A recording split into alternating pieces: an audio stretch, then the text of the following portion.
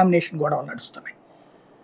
ఆదినారాయణ రెడ్డో ఆదోనినో ఇట్లాంటి చోట్లన ఎవరైతే ఆ బీజేపీ తరఫున ఎమ్మెల్యేలు స్ట్రాంగ్గా ఉన్న చోట్లన ఈ నల్లమెల్లినో ఇట్లాంటి వాళ్ళ చోట వాళ్ళ మాట చెల్లుబాటు చేసుకునే ప్రయత్నం చేస్తున్నారు.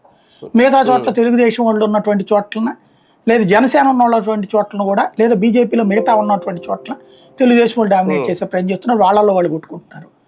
లేదా మాకు కొన్ని కాంట్రాక్ట్లు కావాలని చెప్పి భాగస్వామి పక్షాలు అడగటం. అసలు ఒరిజినల్ టెండర్ ఇప్పుడు ఏమీ జరగట్లేదండి. ఇవాళ ఒరిజినల్ కాంట్రాక్ట్ ఎవ్వడూ లేడు, రాజకీయ టెండర్లే నడుస్తున్నాయి. ఇందులో ఏమవుతుంది, 100 రూపాయల పనికి 60 రూపాయలు లంచాలు ఇచ్చుకుంటే మామూలు లంచాలు 40 రూపాయలతో పని ఇట్లాంటి నాణ్యతే ఉంటది. ఎవరు పరిష్కరిస్తారు దీన్ని? కానీ ఒకటి సార్, ఇప్పుడు గనక జగన్మోహన్ రెడ్డి అధికారంలో ఉండి సీఎం ఉంటే సీన్ అసలు చాలా డిఫరెంట్ గా ఉండేది. అంతర్జాతీయంగా అవును, బాబు గారు ఉన్నారు, ఈయనకి చాలా అనుభవం ఉంది, ఇవన్నీ ఆయనకి తెలియనిది ఏమీ కాదు. కానీ మొన్న అది తిరుపతిలో తొక్కిసలాడు కానీ ఇప్పుడు ఇది కానీ ఏంటి పాలన మీద పట్టు ఏమన్నా కోల్పోతున్నారా బాబు గారు? దేవాదాయ శాఖ మీద పెద్దగా ఫోకస్ ఏమన్నా పెట్టట్లేదా? ఎలా చూడాలి? పాలన మీద పట్టుంటే క్రిందసారి పుష్కరాలు అప్పుడు ఎట్లా తొక్కిసలాడు జరుగుతుందండి.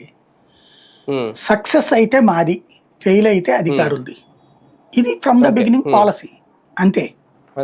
ఒక అడ్మినిస్ట్రేషన్ అనేటటువంటిది నేను చెప్పాను 2004కు ముందు బాబు శబాష్ అడ్మినిస్ట్రేషన్ ప్రతి స్టెప్ కమాండ్ ఉంది. 2014లోనే మిస్ అయిపోయింది.